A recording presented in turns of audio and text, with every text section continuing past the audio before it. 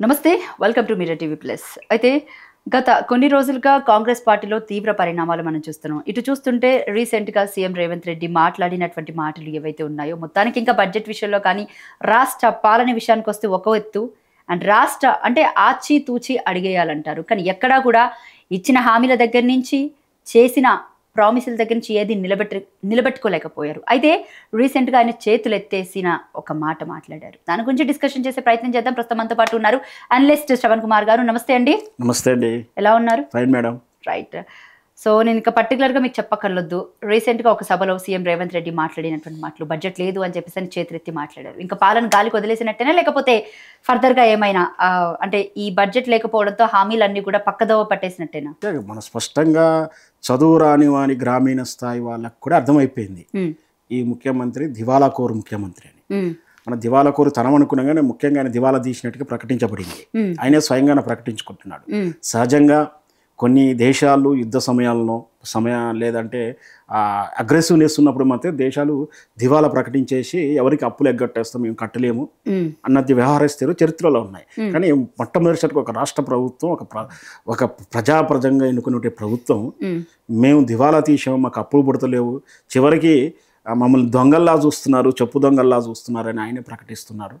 ఇప్పుడు ఈ ఒక రాష్ట్ర హోదాలో ఉండి ముఖ్యమైనటువంటి ప్రథమ పౌరుడిగానే ఇంకో రకంగా అంటే గవర్నర్ తర్వాత చెప్పుకోవాలంటే పోస్ట్ అంటే అంత పెద్ద పోస్టులు ఉన్నటువంటి ముఖ్యమంత్రి కూడా స్వయాన తానే ప్రకటిస్తున్నాడు, అప్పు పుడతలేదు, డబ్బులు లేవు, నాతో అవ్వట్లేదు, నన్ను కోసుక తేనండి అంటే మామూలుగా ఫైనాన్స్ అప్పు దివాలా తీసిన వాళ్ళు చంపేస్తావా, కోసుకుంటావా, నా కిడ్నీలు అమ్ముకో అని చెప్పి ఐపీ పెట్టుకోండి, ఏం పిక్కుంటావో పిక్కో అని అంగిలా విప్పేసి నిలబడతారు కొందరు ఊర్లలో లోన్లు ఎత్తుకొని, అంటే అందిన కాడకులు అప్పులు చేసేసి.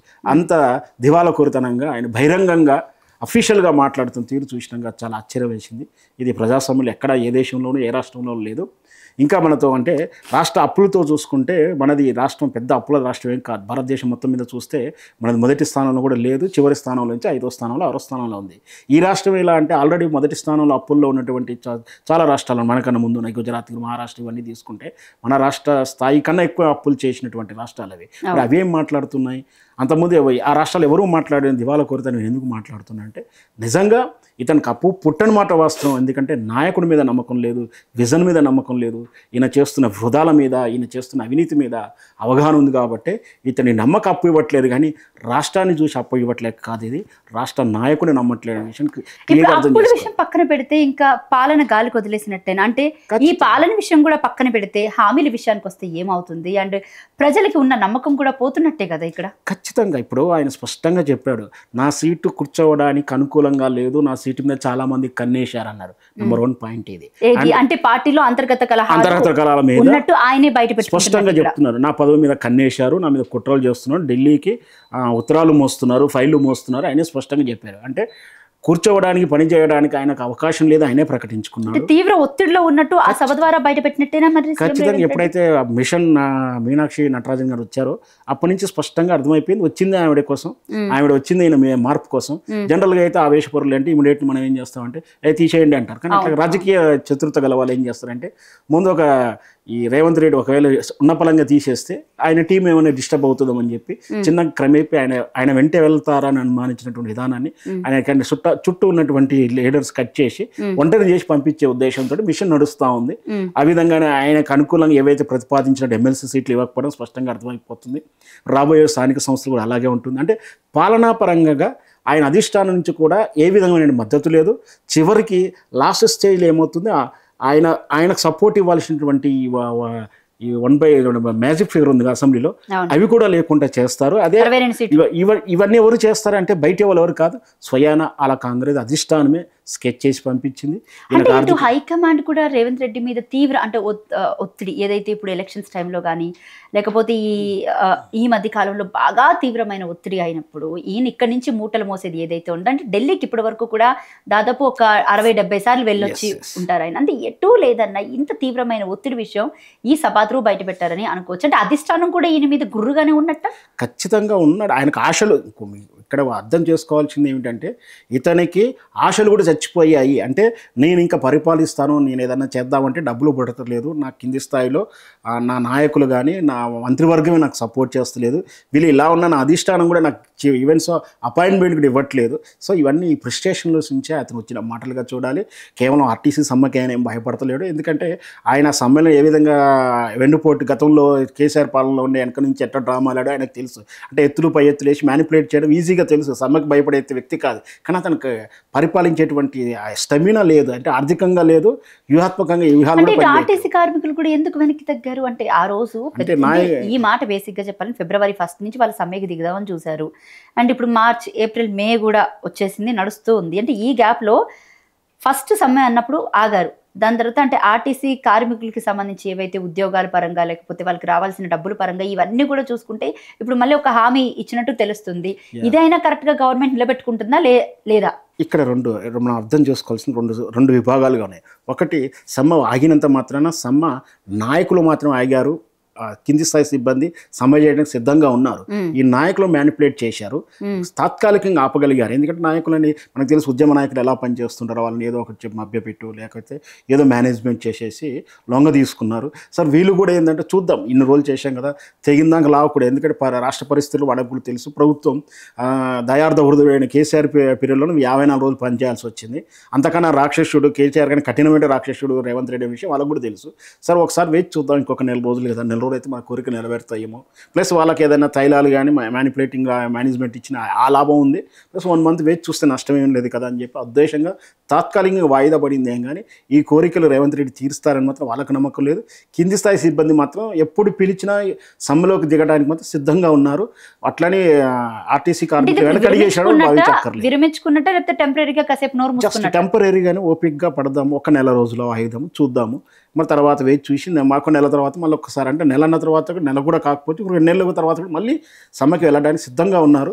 ప్రతి కింది స్థాయి సిబ్బంది కూడా ఎప్పుడు సమ్మె పిలుపు ఇస్తే అప్పుడు దిగడానికి సిద్ధంగా ఉన్నారు. రైట్. ఇంకా క్యాబినెట్ విస్తరణ విషయానికి వస్తే ఏం చెప్తారు? దాదాపు అంటే 4-5 నెలల నుంచి నడుస్తున్న మాటే తప్ప ఇప్పటి వరకు క్యాబినెట్ విస్తరణ అనేది జరగలేదు. బట్ ఈ పక్క చూస్తుంటే ఆశావాహులు ఎక్కువైపోయారు. ఎటు చూసుకున్నా కూడా ప్రతి ఒక్కరు తనకు మంత్రి పదవి వస్తుందన్న ఆశతోనే ఎదురు చూస్తూ, ఒకవేళ రాదు అన్న ఇంటెన్షన్ తోటి, ఇన్సెక్యూరిటీ తోటి బయట నుంచి అంటే బయట ఓ రకంగా మాట్లాడడం జరుగుతుంది. ఇటు చామల కిరణ్ కుమార్ రెడ్డి దగ్గర నుంచి, అటు రాజగోపాల్ రెడ్డి దగ్గర నుంచి, మరోవైపు ఇటు ఎమ్మెల్సీలలో రీసెంట్ గా అంటే రాములమ్మకి మంత్రి పదవి ఇస్తున్నారంటే ఈ విధమైన ఆశావాహులు ఎక్కువైపోయారు.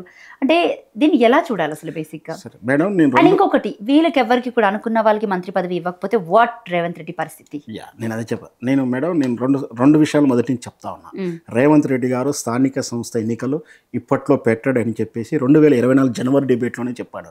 2024 నుంచి చెప్తా ఉన్నాను, 3 నెలల్లో వస్తుంది, 2 నెలల్లో వస్తుంది, కుల విభజన తర్వాత వెంటనే వస్తుంది, బీసీ రిజర్వేషన్ తర్వాత వెంటనే వస్తుందని. అది రాదు అని ఎందుకో చెప్తాను. అలాగే మంత్రివర్గ విస్తరణ కూడా, ఈ రెండు కూడా ఏంటంటే రేవంత్ రెడ్డి తన మరణ శాస్త్రాన్ని తాను రాసుకున్నట్టుగా ఉంటుంది. ఎందుకంటే స్థానిక సంస్థల ఎన్నికలు పెడితే రెఫరెండంగా భావించి కాంగ్రెస్ ఓటమి పాలవుతే తన పదవికి ఎసరు వస్తుంది. అంటే తన మరణ శాస్త్రాన్ని తానే రాసుకోవాల్సిన పరిస్థితి ఉంటుంది. అలాగే మంత్రివర్గ విస్తరణ కూడా గతంలో కొంచెం హోప్ ఉండే, ఎందుకంటే తన మాట చెల్లేది. కానీ ఇప్పుడు అధిష్టానం వ్యతిరేకంగా ఉంది. మనం మిషన్ నటరాజన్ గారు చెప్తా ఉన్నాం, అది నడుస్తూ ఉంది. ఆయన పప్పులు ఏమి ఉడకవు. కాబట్టి ఈయన కోరుకున్న ఎవరికి కూడా మంత్రి పదవి ఇయ్యారు. ఒకవేళ ఈయన చెప్పితే ఇవ్వాల్సిన వాళ్ళకి కూడా ఇవ్వకుండా ఆయన చెప్పాడు కాబట్టి పక్కకు పెట్టే పరిస్థితులు కూడా ఉన్నాయి. సో ఇప్పటికిప్పుడుగా అట్లాంటి మంత్రివర్గ విస్తరణ జరిగితే మనకు వచ్చిన వాళ్ళు, రాని వాళ్ళు, విభజన వాళ్ళంతా కూడా గొడవలు అవుతాయి. మంత్రివర్గ విస్తరణలో చాలా లుకలుకలు బయటపడతాయి. కాబట్టి ఆయన పదవికి ఎసరు వస్తుంది. కాబట్టి నాకు తెలిసి స్థానిక సంస్థలు ఎన్నికలయ్యేంత వరకు కూడా మంత్రివర్గం విస్తరణ ఉండదు. ఈ స్థానిక సంస్థల ఎన్నికలు కూడా మొన్న రీసెంట్ గా మార్చ్ లో జరగాలి అని అన్నారు. బట్ ఇప్పటి వరకు దాని మీద ఊసు లేదు, ఏం లేదు, అసలు ఎట్లాంటి నోటిఫికేషన్ కూడా ఇవ్వలేదు. నేను ఇప్పటికీ చెప్తున్నాను, వచ్చే డిసెంబర్ వరకు కూడా జరిగే అవకాశాలు లేవు. రాబోయే ఈ పక్క నుంచి చూస్తుంటే మరి వచ్చే సంవత్సరం ఫిబ్రవరి నెలకి జిహెచ్ఎంసీ ఎన్నికలు కూడా రావాలి. అలా అయితే జిహెచ్ఎంసీ ఎన్నికలు ఎక్కువ కాలం ఆపలేరు, కానీ స్థానిక సంస్థల ఎన్నిక ఏదో రూపంలో ఆపగలుగుతారు.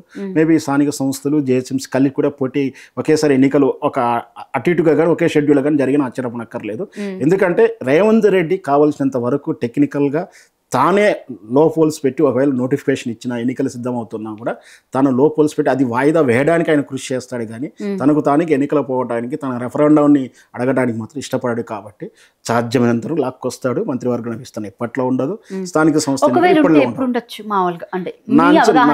నా అవగాహన డిసెంబర్ వరకు అయితే జరగవు అని. రేపు రాబోయే దీపావళి తర్వాత మంత్రివర్గ విస్తరణ జరగదు. ఒకవేళ జరిగితే రేవంత్ రెడ్డికి ఇష్టమైన వాళ్ళకి మంత్రి పదవులు వస్తాయా, లేకపోతే అధిష్టానానికి ఇష్టమైన వాళ్ళకి మంత్రి పదవులు వస్తాయా? ఏం జరగబోతుంది? ఖచ్చితంగా రేవంత్ రెడ్డికి ఇష్టం ఉన్న వ్యక్తికి ఇవ్వరు. ఒకవేళ రేవంత్ రెడ్డి ఏ ఒక్కరు రెఫరెన్స్ చేసినా వాళ్ళని కాకుండానే ఇస్తారే తప్పించి రేవంత్ రెడ్డికి అనుకూలంగానే ఎవరిని కూడా ఇవ్వరు. వీలైతే ఇప్పుడున్నటువంటి మంత్రివర్గ ఉన్నటువంటి వాళ్ళలో రేవంత్ రెడ్డి వర్గాన్ని దూరం పెట్టడానికో ఆ ప్రయారిటీ లేని మళ్ళీ శాఖలు మీనాక్షి నటరాజన్ పాత్ర ఏమైనా ఎక్కువగా ఉంది? ఖచ్చితంగా ఉంది. ఆమె ఏ ఇచ్చిన రిపోర్ట్ కూడా నమ్ముతారు. ఆమె కరప్టెడ్ కాదనే విషయం అధిష్టానంకు తెలుసు. గతం అంతకుముందు ఉన్నటువంటి నా అపవాదు చేయడానికి వీలు లేదే, కానీ ఖచ్చితంగా అక్కడ మ్యానిపులేట్ జరిగినాయి. చాలా విషయాల్లో చాలా జరిగింది.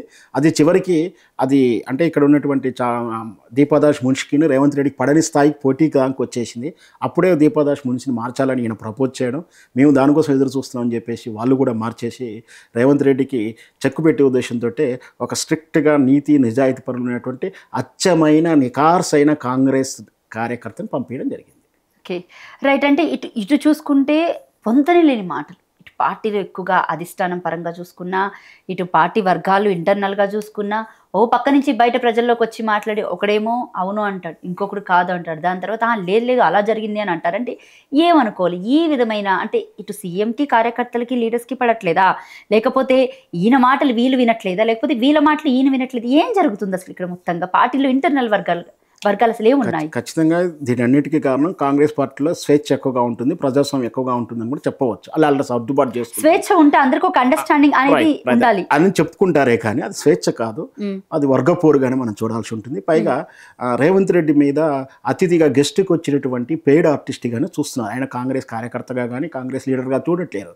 ఎవరో ఒక కాంట్రాక్ట్. రేవంత్ రెడ్డి అసలు నికర్సైన కాంగ్రెస్ వ్యక్తేనా? కాదు, కాంగ్రెస్ రెడ్డిగా అసలు కరెక్ట్ నా అనుభవంతో కానీ నా విశ్లేషణతో చెప్పాలంటే రేవంత్ రెడ్డి తెలంగాణ వ్యక్తి అనే చెప్పకూడదు. ఎందుకంటే తెలంగాణ ప్రయోజనాలు కానీ, తెలంగాణ భావజాలం కానీ, తెలంగాణ జాతీయత గురించి కానీ ఆయనకు అవగాహన లేదు, ఇష్టం లేదు. ఎందుకు ఆయన పుట్టింది ఇక్కడే కదా, కొండారెడ్డిపల్లిలోనే కదా, తెలంగాణలోనే. ఇప్పుడు టెక్నికల్గా లీగాలిటీగా పుట్టి ఉండవచ్చు, కానీ తెలంగాణ భావజాలం ఉండాలి, తెలంగాణ ప్రేమ ఉండాలి, తెలంగాణ ప్రజల పట్ల అట్లా తెలంగాణ ఉద్యమకారుల మీద గన్ను పెట్టాడు. ఈ రోజు వరకు ఏ రోజు కూడా ఇన్నేళ్ళ ఈ ఉద్యమం ముందు కానీ ఉద్యమం తర్వాత కానీ ఈవెంట్స్ చివరికి ముఖ్యమంత్రి అయిన తర్వాత, తెలంగాణ రాష్ట్ర ముఖ్యమంత్రి అయిన తర్వాత కనీసం తెలంగాణ అధిష్టానం తెలంగాణ అధికారిక ప్రోగ్రాంలో జై తెలంగాణ పదం ఈ రోజుకి కూడా అనలేదు.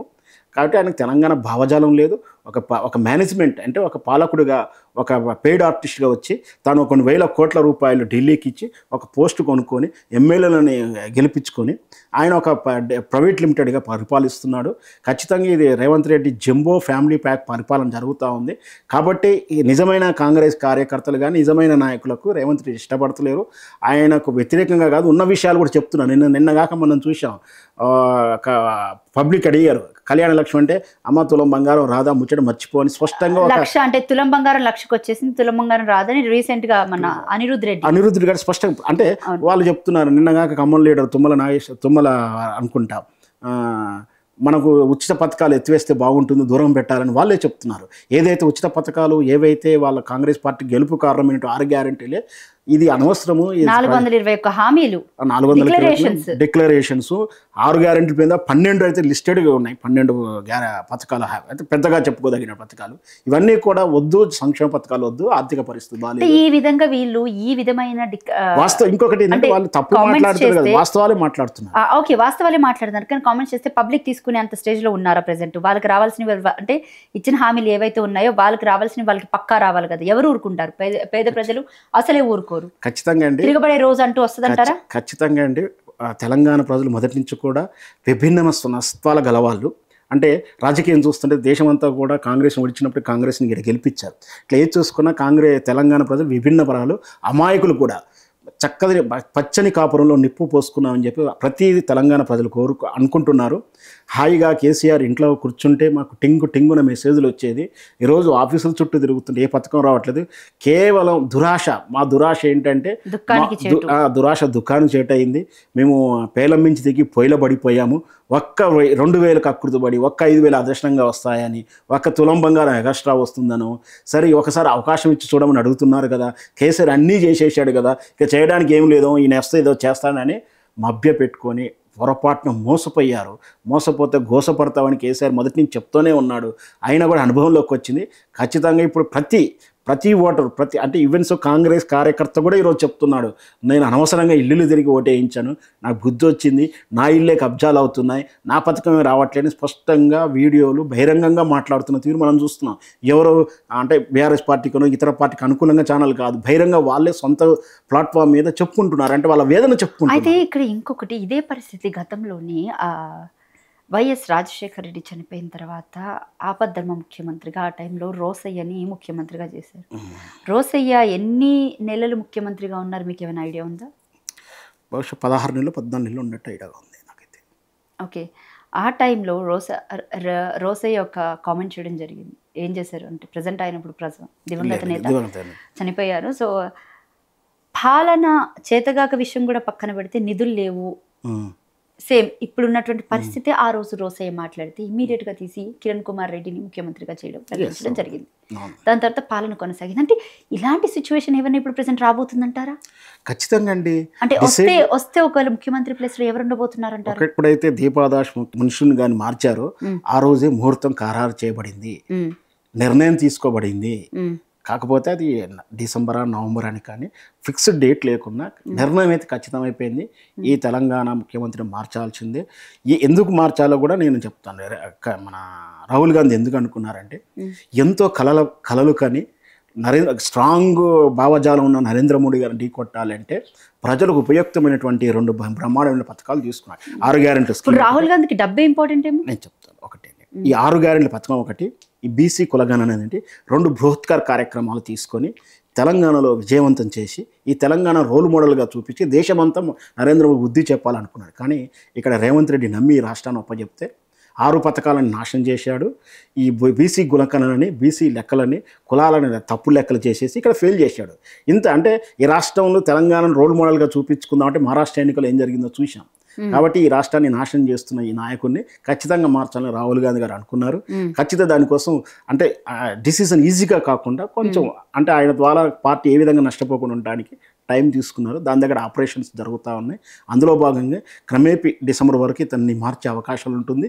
ఇంతవరకు ఈ ఏదైతే కాంగ్రెస్ మీద నెగిటివ్ ఉందో, ముఖ్యమంత్రి రేస్లో ఎవరు నేను చెప్తాను, ఈ నెగిటివిటీ ఏదైతే ఉందో అంటే ఇప్పటివరకు కాంగ్రెస్ ఉన్న నెగిటివ్ అంతా కూడా రేవంత్ రెడ్డి తప్పిదంగా చూపించేసి రేపు రాబోయే ముఖ్యమంత్రి తోటి అంటే నాయకుడిని మార్చే పాజిటివ్నెస్తో నెక్స్ట్ ఎన్నికల పోవడానికి ముఖం ఉంటుందనే ఉద్దేశంతో 1.5-2 years ముందు నాయకుడిని మార్చుకునే అవకాశం ఉంది. ఇకపోతే ఎవరు వస్తారనేది అయితే ఖచ్చితంగా మనం ఇలా అని చెప్పలేము. ఉత్తమ్ కుమార్ రెడ్డి గారు ఉన్నారు, తుద్దిలో శ్రీధరబాబు గారి పేరు వినిపిస్తున్నారు, ఇన్వెస్టర్గా డబ్బులు ఖర్చు పెడతానికి కోమటిరెడ్డి బ్రదర్స్ ఉన్నారు, రకరకాల వినిపిస్తున్నాయి. బహుశా కుల సమీకరణ బట్టి గారికి అవకాశాలు తక్కువగా ఉంటాయని ఉద్దేశం. ఎందుకంటే ఆయనకు ఉప ముఖ్యమంత్రి స్థానం వచ్చింది, ఆయన సమైక్యాంధ్రవాది అని చెప్పి కొంత చెప్పుకుంటూ వస్తాను, విమర్శలు వస్తున్నాయి. బట్టి కాకుండా తుద్దిలో శ్రీధరబాబుకి ఎక్కువ అవకాశాలు ఉన్నాయని నిన్న మొన్న చర్చలు జరుగుతూ ఉన్నాయి. ఉత్తమ్ కుమార్ రెడ్డి గారికి ఇన్ఫ్లుయెన్స్ ఉంది, కానీ ఆయన నమ్మి ఉపజెప్పేటువంటి అవకాశాలు తక్కువగా ఉన్నాయి. ఆయన మేనేజ్మెంట్ విషయంలో అయితే చేసుకుంటా అనుకుంటుంది, కానీ అధిష్టానం మాత్రం కుల సమీకరణాలు కూడా చూస్తున్నట్టుగా అవగాహన ఉంది. మరి ఎవరు అనేది మనం ఇప్పటివరకు ఎందుకు కాంగ్రెస్ ఎవరు లేకున్నా కూడా అంటే ఎలాంటి రీజన్ లేకున్నా కొత్త పర్సన్ కూడా తెచ్చే అవకాశాలు ఉంటాయి. కాబట్టి మనం ఇప్పుడే ఏం చెప్పాలి. రైట్, ఇంకా ఆపరేషన్ సింధూర్ విషయానికి వస్తే ఏం చెప్తారు? ఆపరేషన్ సింధూర్, జై భారత్, జై హింద్. ఖచ్చితంగా ఈ యుద్ధ సమయాన యావత్తు భారతీయులందరూ కుల మత రహితంగా యుద్ధం చేస్తున్నటువంటి మన ప్రజానాయకులు అంటే పరిపాలనా నాయకులు అంటే ప్రధానమంత్రి సిబ్బందికి కానీ మన త్రివిధ దళాలకు మనం మోరల్ సపోర్ట్ ఇవ్వాల్సిందే. ఖచ్చితంగా ఇన్నాళ్ళు కాశ్మీర్ అనేది ప్రాంత సమస్య, రాజ్య సమస్య, ఒక అంటే ఒక ప్రాంతం ఎవరికైనా ఒక ప్రాంతం మాది అనుకోవడం అనే సమస్యగానే చూసాం. కానీ అక్కడ మతాన్ని జోడించి జరుగుతున్న ఉగ్రవాదం స్పష్టంగా క్లియర్గా అఫీషియల్గా అయింది. ఇన్నాళ్ళు మతం చాటుగానే ఉండేది, ఇప్పుడు బహిరంగంగా కూడా మతం పేరు చూసి పాయింట్లు చూసేసి మరీ కాల్చి చంపారు. కాబట్టి ఖచ్చితంగా కఫీర్లు అంటాం మనం. కఫీర్ అంటే అల్లాను ద్వేషించే వాళ్ళని, వాళ్ళు దయ్యాలు సంపదగిన వాళ్ళని ఉద్దేశం కఫీర్, అరేబియన్ పదం. అంటే ఎందుకంటే చూసాం మనకు వాళ్ళని చంపుతున్నప్పుడు అడ్డు వచ్చిన ముస్లిం వ్యక్తి కూడా చంపారు. అంటే అల్లా ఆ దేశాన్ని మీరు వ్యతిరేకిస్తున్నారని చెప్పి ఆయనను కూడా చంపారు. అంటే వాళ్ళ ఉద్దేశం అతన్ని కూడా కఫీర్గానే భావించాడు. మతం కాడ చూడలేదు, కఫీర్లుగా భావించి మతోన్మాదం చేస్తున్నారు. కాబట్టి ఏదైతే ముక్కుపచ్చలారని 6 నెలలు కూడా నేను మన మిలిటరీ ఆఫీసర్ భార్యని పక్కనే పెట్టుకుని భర్తని నావీ ఆఫీసర్ అని చెప్పినప్పుడు ఆమె నుదుట సింధూరం తీసినప్పుడు దాని ప్రేరణగానే సింధూర్ అని పెట్టారని ఇప్పుడు మనం అనుకోవచ్చు. అట్లయినా లేదు, కాశ్మీర్ మన భరతమాతకు నుదుట వారం రోజులు ఇంకోటి ఏంటంటే కాశ్మీర్ అనేది మన భారతమాత నితుటి సింధూరంగా భావించవచ్చు. తల హెడ్గా ఉండే తలకాయ ఉండేది. అట్లా చూసుకున్న సింధూరం ఆపరేషన్ పెట్టారు. ఖచ్చితంగా ఇందులో భారత్ గెలుస్తుంది. రీసెంట్గా బ్రేకింగ్ న్యూస్ ఏం తెలుస్తుందంటే అమెరికా నుంచి చైనా 9 గంటల పాటు అసలు యుద్ధం కొనసాగుతుందని విన్నాను. ఇప్పుడు రీసెంట్గా ఏంటంటే ఆశ్చర్యపడవలసిన విషయం ఏంటంటే చైనా నుంచి కొన్నటువంటి విమానం, అమెరికా నుంచి కొన్నటువంటి విమానం, పాకిస్తాన్ అత్యంత ఆధునిక విమానంగా చెప్పేవాటి 2 విమానాలని భారత వైమానిక దళాలు కూల్చివేశాయి. ఇప్పుడు ప్రపంచ దేశాలు కూడా ఆశ్చర్యపడుతూ ఉన్నాయి. ఖచ్చితంగా లక్ష్యాన్ని ఛేదించి రాత్రి జరిగినటువంటి దాడుల ప్రకారం చూస్తే 6 ప్రధాన ప్రాంతాలకు దాడి చేశారు. ఖచ్చితంగా ఉగ్రవాది అబ్దుల్లాను కూడా చనిపోయినట్టు కూడా ప్రకటించడం జరిగింది. ఖచ్చితంగా ఈ సింధూర్ సక్సెస్ అవుతుంది. యావత్తు భారత్ నైతికంగా నరేంద్ర మోడీ గారికి కానీ మన త్రివిధ సైన్యాధికారికి కానీ మొరల్ సపోర్ట్ ఉంటుంది. నాలాంటి వాళ్ళు ఇంకా యుద్ధం ఎందుకు అవసరం కూడా చెప్పాల్సి వస్తుంది. పైగా ఈరోజు సాయంత్రం జరిగేటువంటి మాక్ డ్రిల్ ఉద్దేశాలు కూడా ముఖ్యంగా అనుకోని ప్రశ్నల్లో యుద్ధము మన ప్రాంతంలో జరిగితే ఏ విధంగా రియాక్ట్ అవ్వాలి అనేది మాక్ డ్రిల్ ఉద్దేశం ఈరోజు. అంటే జనరల్గా ఏం చేయాలంటే బంకర్ లాంటి సెల్లార్ లాంటి ప్రాంతంలో దాగి ఉండాలి. ముఖ్యంగా రాత్రి వేళల్లో లైట్లన్నీ కూడా అర్ధరాత్రి 2 గంటలకి యుద్ధం ప్రారంభించారు. ఆ టైంలో అసలు అంటే ఇటు సోషల్ మీడియా వేదికగా కూడా చాలా మంది అర్ధరాత్రి 2 గంటలకు సూర్యుడు ఉదయించాడు పాకిస్తాన్లో అని చెప్పేసి అని మొదలుపెట్టారు. అంటే ఎటు చూసుకున్నా కూడా ఈసారి ఈ పాకిస్తాన్ విషయానికి వస్తే కనుక ఇంత దారుణంగా హిందువుల్ని చంపినప్పుడు వీళ్ళ మీద ప్రతీకారం తీర్చుకోవడంలో నిజంగా తప్పులేదు.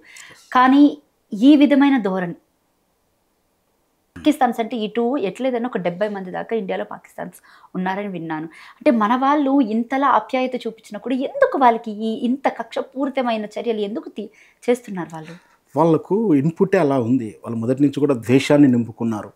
మత విద్వేషం అంటే మతం పేరు మీద వాళ్ళ విద్వేషం రగిలించిన వాళ్ళు ఎవరు చెప్పినా ఏం చెప్పినా వినరు. పైగా వాళ్ళ ప్రజలను నిర్లక్ష్యం చేశారు. వాళ్ళు ఏం చేశారంటే ప్రజల పాలన నిర్లక్ష్యం చేశారు. అందుకని ఇప్పుడు పాకిస్తాన్లో కూడా యుద్ధం పట్ల పాకిస్తాన్ ప్రభుత్వం వ్యతిరేకంగా ఉద్యమాలు చేస్తున్నారు, నిరసన ప్రదర్శిస్తున్నారు. ఈ దేశంలో యుద్ధానికి సపోర్ట్గా అందరూ వస్తున్నారు. ఈవెన్స్ కమ్యూనిస్టులు కూడా యుద్ధాన్ని సపోర్ట్ చేస్తున్నారు. అంటే యావత్తు ఇప్పుడు మనకు చెప్పుకుంటే 150 కోట్ల జనాభా అయితే 150 కోట్ల జనాభా మద్దతు ఉంది. కానీ పాకిస్తాన్లో లేదు. పైగా వాళ్ళే తిరగబడుతున్నారు. వాళ్ళు ఆర్థికంగా ఆల్రెడీ దివాలా తీశారు. వాళ్ళ దగ్గర ఇప్పుడు యుద్ధం చేయడానికి నిధులు లేవు, ఇంధనాలు లేవు. కేవలం వాళ్ళు నమ్ముకుంది చైనా, అమెరికా లాంటి దేశాలని నమ్ముకున్నారు. కానీ ఇప్పుడున్నటువంటి సింధు నది నీళ్లు కూడా ఆపేయడం జరిగింది భారత్ నుంచి వెళ్ళేవి. సో ఇప్పుడు వాళ్ళకంటే వాటర్ క్రైసిస్ అనేది రాదు. ఖచ్చితంగా వస్తుంది. వాటర్ క్రైసిస్ అంతకన్నా ముఖ్యం. ఇప్పుడు బాంబులే పడుతున్నాయి కదా వాళ్ళకు. ఫస్ట్ మనం జలకిచ్చి చూసాము, మన పవర్ ఏంటో చెప్పాము. ఇది కూడా ఏంటంటే రాజనీతి, యుద్ధనీతి. ఇటు ట్రంప్ అధ్యక్షుడు అంటే అమెరికా అధ్యక్షుడు కూడా ట్రంప్ రీసెంట్గా కామెంట్స్ చేయడం జరిగింది. పొద్దున్న చూస్తే కనుక ఆయన అన్నటువంటి మాటలు ఒక పెద్ద దేశం ఇంకొక పెద్ద దేశంతో తలపడడం కరెక్ట్ కాదు, శాంతియుతంగా పరిష్కరించుకోవాలి అని చెప్పేసి అని ఆయన మాట్లాడడం కూడా జరిగింది. ఎవరైనా సరే పెద్ద మనిషిగా వ్యవహరిస్తున్నప్పుడు కొట్టుకోండి, మీరు ఇదే సమయం మీరు అంతు తెలుసుకున్నది ఎవరు కూడా అన్నారు. పెద్ద రేఖరికం యుద్ధం చేయకూడదని చెప్తుంది. అట్లా తాను అంటే అమెరికా ఎన్నో దేశాల మీద దాడి చేసింది, ఎన్నో యుద్ధాలు చేసింది. అప్పుడు భారత్ కూడా సమయం పాటించాలని చెప్తుంది. వ్యవహారికంగా వచ్చినప్పుడు, ఓటింగ్ సిస్టమ్ వచ్చినప్పుడు భారతదేశం మద్దతు ఖచ్చితంగా ఇస్తుంది. అది ఇస్తాను కూడా మాట ఇచ్చినట్టు కూడా ఈరోజు ఇజ్రాయెల్ దేశం కూడా స్నేహహస్తం అందిస్తూ ఉంటుంది. ఈరోజు ఉదయం ప్రకటించింది ఇజ్రాయెల్ కూడా. అంటే ఇక్కడ వ్యవహారికంగా మాట్లాడేటప్పుడు అందరూ సమస్య పరిష్కరించుకోండి, కొట్టుకోవద్దు, యుద్ధం చేయొద్దు అని చెప్తారు. దాన్ని మనం వ్యతిరేకంగా చూడాల్సిన అవసరం లేదు. రేపు ఓటింగ్ కోసం వచ్చినప్పుడు అంటే ఐక్యరాజ్య సమితిలో కానీ ఎక్కడ కానీ ఓటింగ్కి వచ్చినప్పుడు మనకు సపోర్ట్ చేయడం అనేది వాళ్ళ యొక్క ఉద్దేశం ఏంటనేది క్లారిటీ వస్తుంది. ప్లస్ యుద్ధం వచ్చినప్పుడు తటస్థంగా ఉంటుందా, వేరే అవతల పార్టీకి సపోర్ట్ చేస్తుందా, ఏం చేస్తుంది. ఎందుకంటే అమెరికా, చైనా రెండు కూడా యుద్ధ విమానాలను యుద్ధ వ్యాపారస్తులు, వాళ్ళు ఇన్స్ట్రుమెంట్స్ అమ్ముకునేటువంటి దేశాలు. కాబట్టి అవి ఎటు ఇస్తాయి, ఎవరికి ఆయుధం అవసరం ఉంటే వాళ్ళకి అమ్ముకునే వాళ్ళకు ఉద్దేశం ఉంటుంది. ఆటోమేటిక్గా మనకు ఆల్రెడీ ఏ విధంగా ఉండాలనో మనకైతే ఫుల్ఫిల్గా ఉన్నాము. పాకిస్తాన్కి ఉండాలి అంటే పాకిస్తాన్ కొనుక్కునే స్థితులు లేదు. అంటే పాకిస్తాన్ బదులు అమెరికానే యుద్ధం చేయాల్సి ఉంటుంది. కానీ ఇప్పుడు ట్రంప్ మారినటువంటి రాజకీయ పాలసీలు చాలా మారాయి. గతంలో చాలా దేశాల్లో వాళ్ళ స్థానిక స్థావరాలు ఉండేవి. ఆఫ్ఘనిస్తాన్ లాంటి దేశంలో అట్లని సైనిక శిబిరాలన్నీ కూడా వెనక్కి తీసుకుంది. అంటే పూర్తిగా అనవసర విషయాల్లో, అనవసర దేశ విషయాల్లో డబ్బులు వితరణగా ఇవ్వడం, అంటే డొనేషన్లు ఇవ్వడానికి కూడా తగ్గించింది. మన దేశానికి కూడా వితరణ తగ్గించేసింది. వేరే దేశాలలో సైనిక శిబిరాలను తగ్గించేసి మొత్తం ఖర్చు మొత్తం తగ్గించేసుకుని ఆర్థికంగా, ఎందుకంటే ఆర్థికంగా చాలా వెనకబడిపోతున్నామని గ్రహించి దానికన్నా ముందే ఆర్థిక బలిష్టం కోసం అన్ని ఖర్చులు తగ్గించుకుంది. దాంతోపాటు పన్నులు పెంచుకుంది. నిన్నగాక మనం చూసాం, అవుట్ ఆఫ్ అమెరికా దేశంలో నిర్మించిన చిత్రాలకు 100% ట్యాక్స్ విధిస్తుంది. ఇట్లా అంతా కూడా చేసి ఈ తరుణంలో ఆర్థికంగా బలిష్టం అవ్వడం కోసం ప్రయత్నిస్తున్న అమెరికా ఒక దేశం తరపున యుద్ధం చేస్తుంది అయితే నేను అనుకోవట్లేదు. ఇటు అందాల పోటీల విషయాలకు వస్తే ఏం చెప్తారు? ఓ పక్క నుంచేమో హామీలు కానీ లేకపోతే గ్యారెంటీలు కానీ డబ్బులు లేవు అంటున్నారు, చేతులు ఎత్తేసిన మాటలు మాట్లాడుతున్నారు. బట్ ఇప్పుడు అందాల పోటీలకి పైసలు ఎక్కడి నుంచి వచ్చాయంటారు? ఈ అందాల పోటీ విషయంలో రెండు గుణాత్మకంగా నుండి ఆర్థిక విషయాల్లో రెండు చర్చించాల్సిన అవసరం. గుణాత్మక విషయం గురించి మాట్లాడతాను. మనది సనాతన ధర్మం, హిందూ ధర్మం. స్త్రీని మనం ఒక తల్లిగా పూజించుకుంటాం. భారత మాత ఈవెన్స్ తెలంగాణ కూడా మాతతో పోల్చుకున్నాం. స్త్రీని అంగడి వస్తువు చేయొద్దు, అంగంగా ప్రదర్శన చేయొద్దు, అంగడి బొమ్మ మార్కెటింగ్లో కూడా వాడొద్దని ఎన్నోసార్లు చెప్తా ఉన్నాం. అమితాబ్ బచ్చన్ గారితో కూడా మిస్ వరల్డ్ పోటీ పెట్టే ప్రయత్నం చేస్తే అది కూడా ఆపినాం. ఆ రోజు పోటీ అంటే ఈ దేశంలో అందరూ కూడా వామపక్షాలు అయితే అందరూ కూడా ఎంతో రకాల ఉద్యమాలు చేశారు.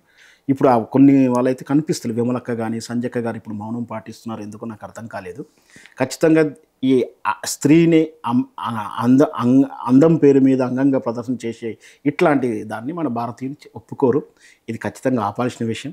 ఇకపోతే రెండో విషయం, జీతాలు ఇవ్వడానికే లేదు, నాకు రోజు గడుస్తలేదు, నన్ను కోసుక తినండి, నాకు ఆ డబ్బులు లేవు, నేను దివాలా తీశాను, నన్ను చెప్పుల దొంగలా చూస్తున్నారు, నాకు అప్పు పుడతలేదు, నేను ఏడికెళ్ళి తెచ్చిస్తాను అనుకుంటూనే తన గెలుపు కోసం కార్యకర్తలు పనిచేసిన వాళ్ళకి రాజీవ్ యువ వికాసం పేరు మీద 6,000 కోట్లు ఎందుకు ఇస్తున్నాడో అర్థం కావట్లేదు. అవి ఎక్కడి నుంచి వస్తున్నాయో అర్థం కావట్లేదు. ఉద్యోగ పెన్షన్ ఇవ్వలేని వాళ్ళు అవి ఎట్లా ఖర్చు పెడుతున్నాడో తెలుస్తలేదు. కింది స్థాయి కాదు, ప్రధానమైనటువంటి మంత్రులు కూడా ఈవెంట్స్ చెప్పడానికి నాకు ఇబ్బందిగా ఉన్న బాత్రూమ్కి వెళ్ళడానికి హెలికాప్టర్ వాడుతున్నారని ప్రజలు అనుకుంటున్నారు. అంత హీనంగా వాడుతున్నారు హెలికాప్టర్లు. ఢిల్లీ ప్రయాణాలు చేస్తున్నారు. ఈ ఖర్చు అంతా ఎక్కడి నుంచి వస్తుంది? మరి ఇంత జీతాలు ఇవ్వలేని, పెట్రోల్ విధానాల్లో ఖర్చు పెట్టలేనటువంటి ప్రభుత్వం ఈ అందాల పోటీ మీద ఇన్ని కోట్ల రూపాయలు ఎందుకు ఖర్చు పెడుతుంది? గతంలో మన కేసీఆర్ గారు రేసింగ్ పోటీలు పెడితేనే ఎందుకు ఏం ఉపయోగం అన్నారు. మరి ఈ ఆడవాళ్ళని, అంటే ఆడవాళ్ళ అందాలను మభ్యపెట్టేసి మార్కెటింగ్ చేస్తాము, పెట్టుబడులు ఆకర్షిస్తాం అంటున్నారు. ఇన్కమ్ జనరేట్ చేస్తారు. అదే ఇప్పుడు ఏం చెప్తున్నారు, ఈ అందాల పోటీ వల్ల నాకు పెట్టుబడులు వస్తాయంటే ఆ అందాలను ఆరబోసుకొని ప్రజలను, అంటే అమ్మాయిని అడ్డంగా పెట్టుకొని డబ్బులు సంపాదిస్తాడా? ఏమిటి వాళ్ళ ఉద్దేశం అనేది ఇక్కడ ప్రశ్న. అంటే ఏం లేదు, ఆడోళ్ళని అడ్డం పెట్టుకుని అధికారంలోకి వచ్చిన వాళ్ళు ఈరోజు ఆడోళ్ళని అందాలను ఆరబోస్తూ పెట్టుబడి ఆకర్షిస్తాడా? దీన్ని ఏమనాలి అని అడుగుతున్నా. వస్తుందంటారు అసలు పెట్టుబడి? అట్లా వస్తుందే రాదు నేను కాదు. ఇక్కడ అమ్మాయి అందాలను అడ్డంగా పెట్టుకొని పెట్టుబడులు ఆకర్షిస్తా అంటే దాన్ని ఏమనాలి? ఆ పనిని ఏమంటారు అసలు? మీరు చెప్పండి, ఏమంటారు? అదే ఇప్పుడు విజ్ఞులు తెలవాలి, చూస్తున్న ప్రేక్షకులు తెలవాలి. అలాంటి పని చేస్తారు ఎవరన్నా? అంటే అందాలు ఆరబోస్తే పెట్టుబడులు వస్తాయా? మన టాలెంట్ మీదనో మన ప్రాజెక్ట్ రిపోర్ట్ మీద పెట్టుబడులు వస్తాయా? స్త్రీని అంగడి బొమ్మగా ప్రదర్శిస్తే పెట్టుబడులు వస్తాయా? ఎవరు చెప్పారు? ఎవరన్నాను? ఒక ఉన్నత స్థాయి హోదాలో ఉన్న పాలకులు ఈ విధమైన పదాలు కానీ ఇట్లాంటి పద్ధతి కానీ మాట్లాడవచ్చా? అడిగేవాళ్ళు లేరైనా? ప్రశ్నించే వాళ్ళు లేరైనా? ప్రశ్నించే వాళ్ళని మేము జైల్లో పెట్టేస్తున్నాం, బెదిరిస్తున్నాం, ఎవరు మాట్లాడరు అనుకుంటున్నారా? ప్రజలు చూస్తున్నారు, విజ్ఞులు చూస్తున్నారు. సమయం వచ్చినప్పుడు ఖచ్చితంగా చెప్తారు. మనకు పెట్టుబడులు రావాలంటే మనకి స్కిల్ ఉండాలి, మనకాడ ప్రాజెక్ట్ రిపోర్ట్ ఉండాలి, ప్రభుత్వం తరపు ఒక పాలసీ ఉండాలి. టీ హబ్ పాలసీ మనం గతంలో చూసాం. మనకు ఈయనకు పెట్టుబడులు రావాలంటే ఈయనకు భయపడి రావట్లేదు. ముందు ఎంత పర్సెంటేజ్ అడుగుతారో ఏమడుగుతారో దానికి రావట్లేదు. నేను ఆరబోసినంత మాత్రం పెట్టుబడులు వస్తాయనుకోవడం కూడా అమాయకత్వం అవుతుంది.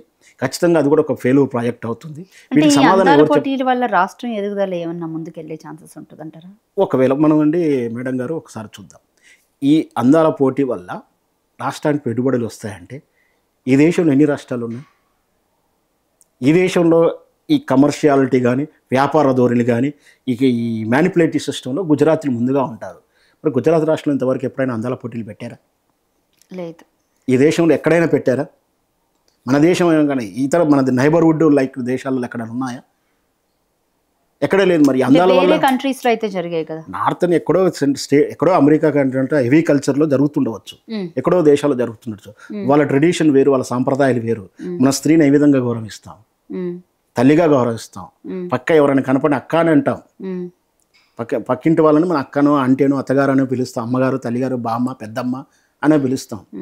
అంత గౌరవంగా చూసుకుంటాం. తల్లిగా భావిస్తాం, అక్కగా భావిస్తాం, మనం బ్రదర్గా చూసుకుంటారు వాళ్ళని. అట్లాంటి ఈ దేశంలో స్త్రీని మన సనాతన ధర్మం గురించి మాట్లాడుతున్నటువంటి ఈ దేశంలో ఈ అంగడి వస్తువుగా చేసి ఆ వస్తువుని అందాలు ఆరబోసి వేదికగా పెట్టి దాన్ని ఈవెంట్ చేసి దాన్ని ఒక కార్పొరేట్ ఈవెంట్లో మార్చేసి అందాలు ఆరబోసేసి ఇన్వెస్ట్మెంట్ పిలిపిస్తాను, పెట్టుబడులు ఆకర్షిస్తానంటే దాన్ని ఏమంటారు?